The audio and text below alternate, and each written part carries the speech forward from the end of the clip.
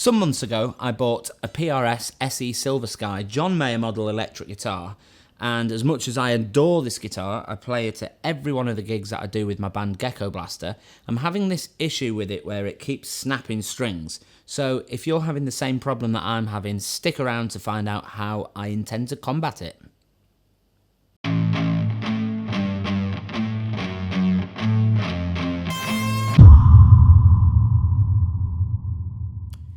Hello folks, my name's Lee Townsend and welcome back to my YouTube channel. In today's video, I intend to fix an issue that I've been having with my electric guitar, in that it tends to be really prone to snapping strings, namely A and D strings. And that's particularly a bad issue to have with a guitar with a Strat style bridge like this, because the design of the bridge relies on all 6 strings to stay intact in order for the rest of them to stay in tune. So when you snap a string on a guitar like this, all the other 5 strings go massively out of tune, so it's not like you can even finish the song that you're playing because it'll just sound awful. So I've found myself lately in the gigs that I've been doing with my band having to use my spare guitar at almost every gig because it's got so bad at snapping strings. And I've deduced, if that's even a word, that the issue is on the bridge saddles, just because 100% of the time that is where the string snaps. So looking at these saddles, they've actually started to tarnish and go a little bit rusty, and that's probably my fault because I often keep this guitar in the van when we're out like 5, 6, 7 nights a week in the summer. We get home from the gig, the van's garaged, so we can just leave all the equipment in the van, and that includes the guitars, which is not ideal. Sweaty hands all over the guitar, and then it goes straight in the bag, the gig bag, and then into the van and stays there till the next day. So I probably should stop doing that in order for the guitar to stop going completely manky. Also, I've noticed that the frets tend to go green, and I'm having to polish them every time I restring the guitar, which is not great. But this video isn't about that. This video is about the string breaking issue with the SE Silver Sky. So what I've done is I've gone online and I've done a bit of research into the sizing of the bridge saddles on these, because they're not like standard Fender sizes. I think they're more modelled on the vintage Fender stuff. So when John Mayer and PRS went into designing this guitar, obviously John Mayer's used to playing properly high-end Fender stuff, and a lot of those tend to be a bit older, but the specs have changed over the years. So what I found is I found a company called MannMade in the USA, and I believe it's John Mann is the guy who started the company, and they make a set of bridge saddles that are specifically designed for the SE Silver Sky. And they're made of nickel, and they've got a much more rounded sort of edge where the string meets the actual saddle, which should, in theory, stop the snappage of the strings. So I'm going to fit these new saddles and get it intonated and all that, and figure out whether or not this is going to solve the problem. So I'm going to start by taking the strings off the guitar.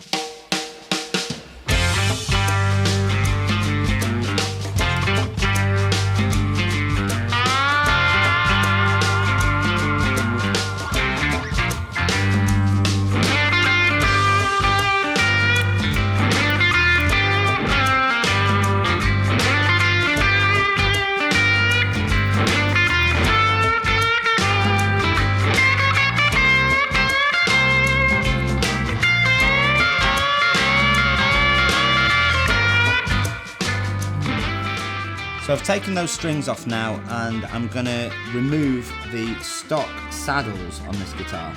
And another reason that I want to remove these saddles is that they're a little bit uncomfortable, I've got to be honest.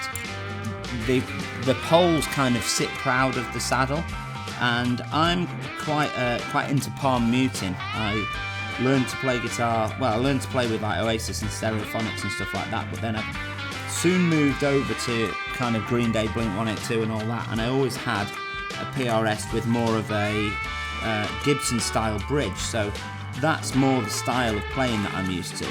So this is rather uncomfortable to palm mute on, so that's another reason that I like the design of these new saddles that I've found.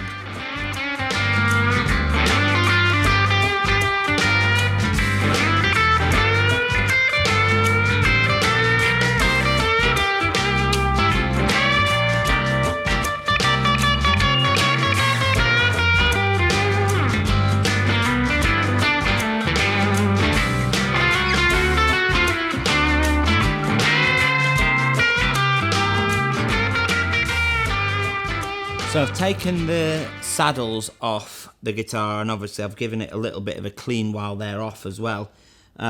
So the reason that I went for the MannMade saddles, by the way, is because there's some little grooves here, which is where the pins sit, which is how you adjust the height of the bridge saddle. And obviously if you buy any saddles where the pins don't fit in these grooves, then they might be prone to slipping or whatever.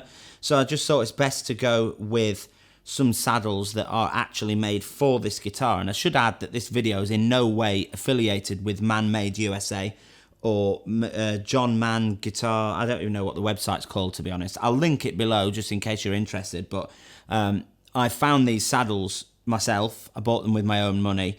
But I have to say the customer service was second to none. I've had a couple of conversations with a guy called Andy over at MannMade, and he's always been really, really helpful with regards to things like shipping, because I live in Spain, for those of you who don't know, and this company's in the USA. So by default, they don't have like worldwide shipping set up. I think that's in the process of being changed, but don't quote me on that. But yeah, the guys at the shop have been really, really helpful. So I'm going to get the new saddles fitted, and then obviously I'll get the intonation sorted out. So bear with me while I put these new saddles on.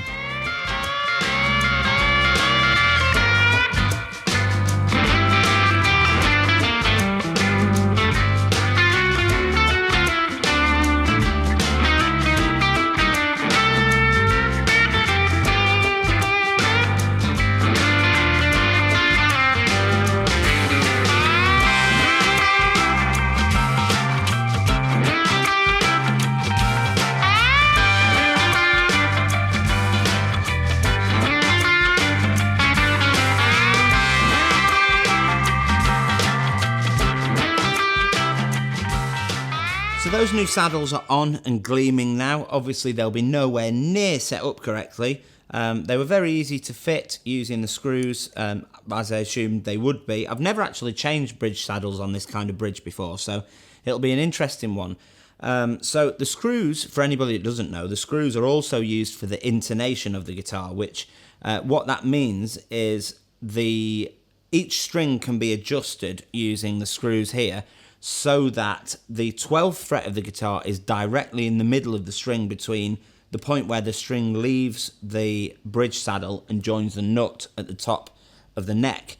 And what that means is it ensures that the note of E, for example, on the bottom E string, is a note of E when the string's in tune played open, but it's also an E but an octave higher when you play the 12th fret. And that's important because if it's out, that means every single note on the fretboard will be slightly out, despite the fact that the string is actually in tune. So we'll set that up once we've got some strings on. But first, obviously, I need to string the thing up. And also, there's some screws here, like poles, which enable you to raise and lower the actual saddle as well. So we'll get everything set up, and hopefully we'll have a nice setup. And I should add that I didn't actually intend to change anything at all on this guitar. I was very happy with it as stock, but this issue with the strings breaking has obviously forced my hand a little bit. But I do think these saddles look a lot nicer than the stock ones. So good job, MannMade USA, or whatever you're called. Good job with making them look so cool. And the only other thing that I've changed on this guitar is I've changed the strap buttons out, because I've got a locking strap button system which I like to use, so I've changed those out as well, but everything else is stock so far. I may change the tuners at some point. A lot of people talk about how they're not mad keen on the tuners on these guitars, and I didn't really mind them, but yeah, they've sort of not grown on me at all, and I'm starting to agree with people. I'm not mad keen on them, but there's no real reason to change them, I don't think. They seem to work fine. It's just, yeah, they look a bit odd, don't they, having the plastic ends on them. But there you go, each their own. So let's get this first string wound up. I know this video wasn't intended to be a how to restring your guitar video, so that's why I've not explained what I'm doing here. But if anybody's interested in a how to restring your guitar video, let me know and I will see what I can do.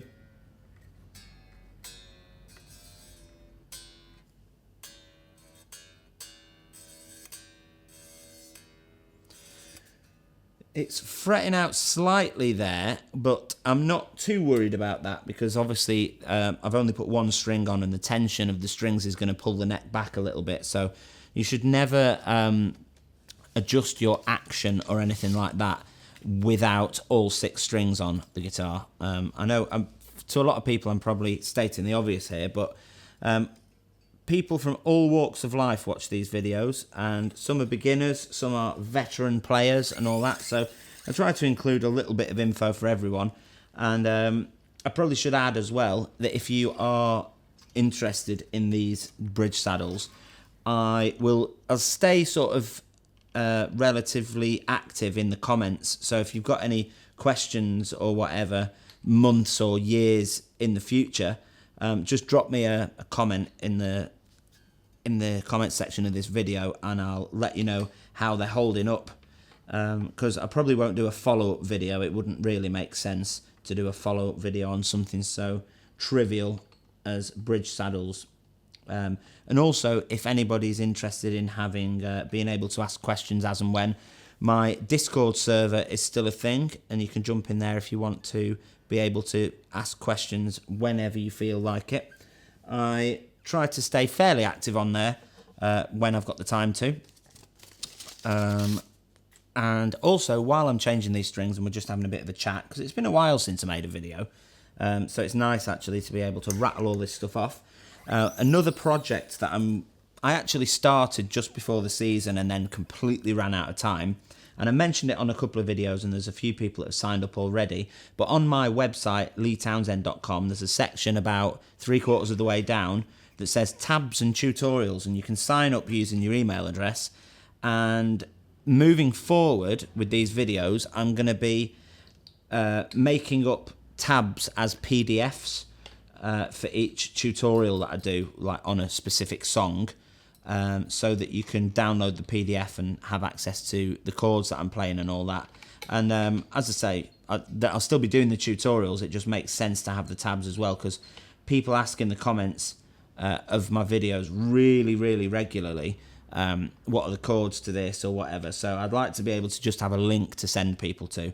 So it's going to be totally free. You just sign up and you'll be able to log in with your email address and password and get access to the tabs for all the songs that I cover on the channel.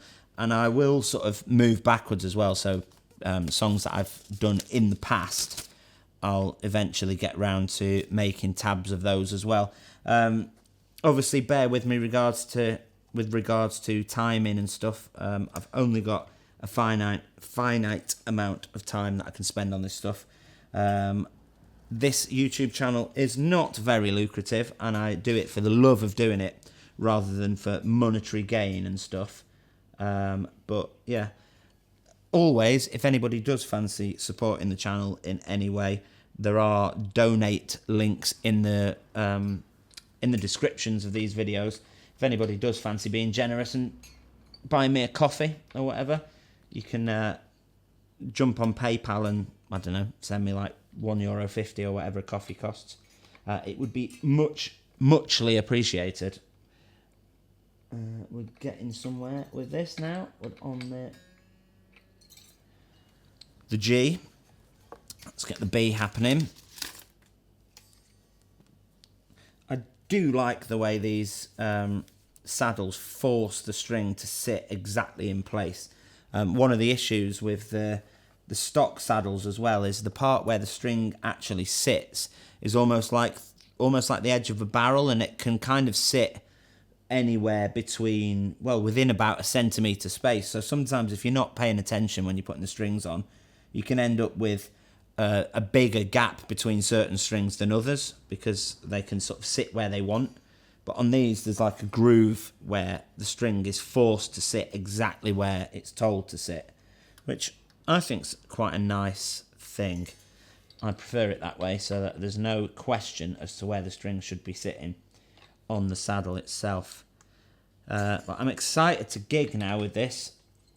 with these new saddles, and be able to make it all the way through a gig without snapping a string would be nice.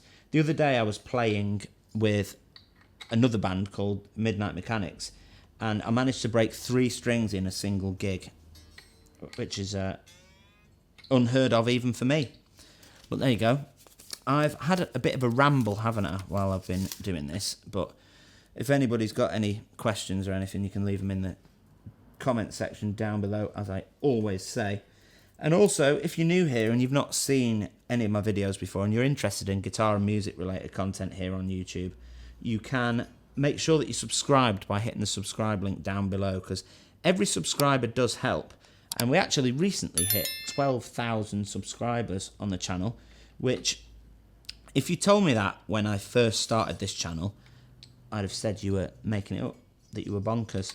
But I really, really appreciate everybody's support here, because 12,000 people is quite a lot of people that are following this little channel that I started.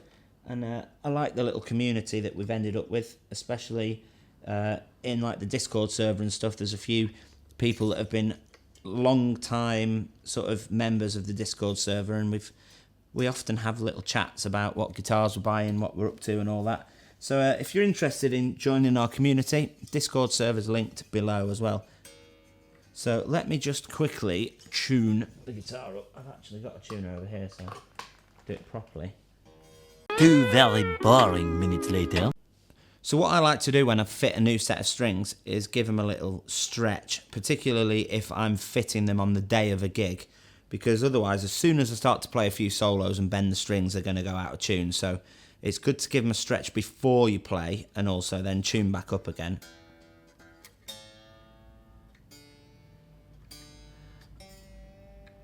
I'm only going to roughly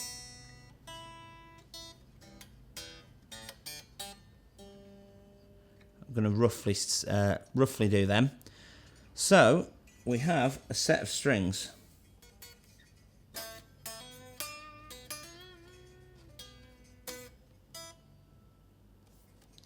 I'd say that they are slightly too tall still, slightly too high up.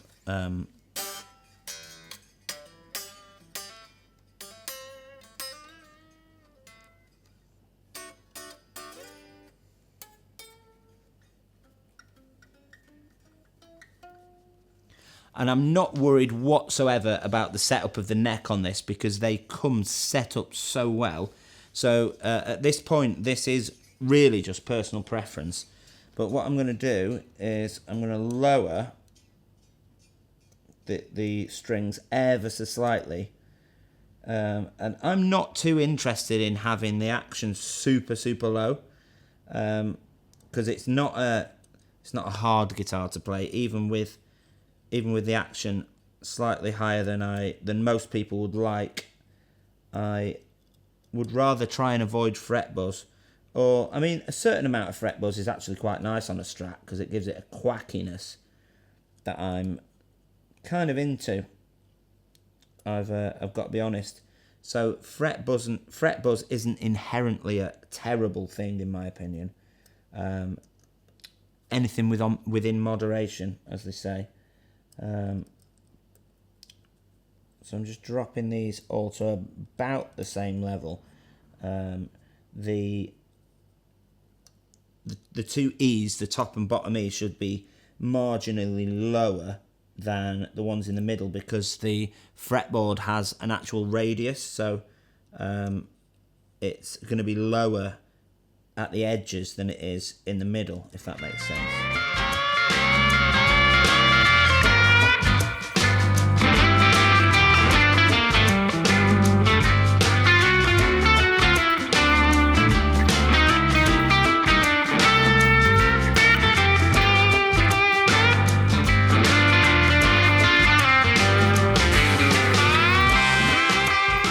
So saddles are on, strings are on. According to my Boss chromatic tuner, they are pretty much bang on in tune. So in order to check the intonation, what we do is we play a note. So according to the tuner, that's actually slightly flat.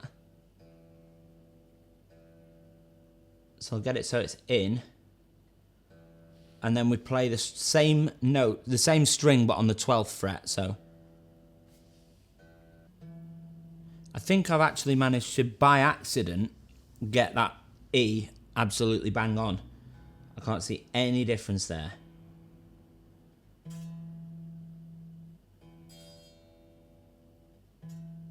There's a little bit of fret buzz there, but I don't mind that. Once the guitar's plugged in, you won't even notice that.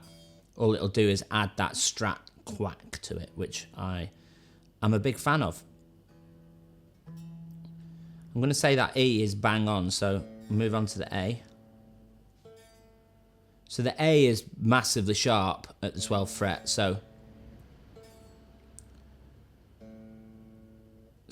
if it's sharp, we need to lengthen the string, which means tightening the screw. So I'm going to tighten the screw ever so slightly to move that saddle backwards. So that should, obviously that's changed the tuning. So we'll send it back down to A, which is there, which is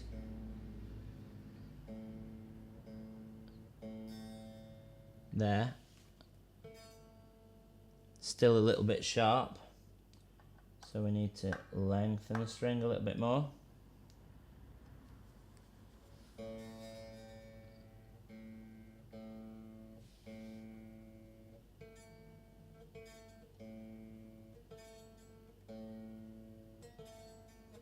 Still a bit sharp. It must have been massively out. I mean, massively out is like millimeters in movement, so we couldn't expect it to be absolutely spot on, could we? So that's it. Slightly still, but I'm just gonna nudge it again by a little smidgen. I'm going to say that's pretty much got it. What I'm going to do is I'm going to get these pretty much in, and then I'll do some fine adjustments afterwards. So bear with me while I just make some small adjustments. Another thing that you can do as well to make sure that these are bang on is play the harmonic on the 12th fret and then actually fret the 12th fret, and those two notes should be exactly the same. So you play just touching the string but not fretting it on the actual metal of the 12th fret. That'll make a harmonic. And then if we actually fret the note by playing behind the fret, they should be exactly the same. So you probably can't hear this, by the way, because the microphone's above me, but you should get the idea with that. And as I always say, if you do have any questions whatsoever, you can always leave them in the comments. And I'll try to get back to you. So I'm going to just raise this E string up a little bit because I'm getting a fair amount of buzz, fret buzz out of it, more than I would like. So I'm just going to raise that up by twisting the poles clockwise. Obviously that screws the poles downwards, which lifts the string up off the fretboard.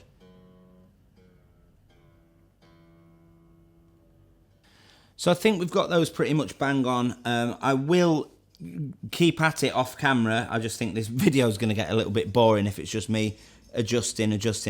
But you just always have to remember that play the string open or play the harmonic, and then actually fret the 12th fret. And those notes should be identical. If it's slightly sharp, you need to lengthen the string. If it's slightly flat, you need to shorten the string. Hope that makes sense. But I think these saddles look wicked, and so far I'm happy with the way they're holding up. Obviously that's saying nothing because I've literally only just put them on, but as I said before, if you want to know updates and stuff, if you want to know how it's going and stuff, leave comments in the comment section of this video and I'll get back to you in the coming weeks, months, years, whatever. And I'll let you know how I'm getting on with them. Alternatively, you can join the Discord server by clicking the link in the description that says Discord. and you can join there. It doesn't cost you anything. You just join in and you can chat with me and stuff. I've usually got it on my phone when I've got my phone on me or whatever. And before I go, quick update on the Purpose Made YouTube room that I've been waiting on for.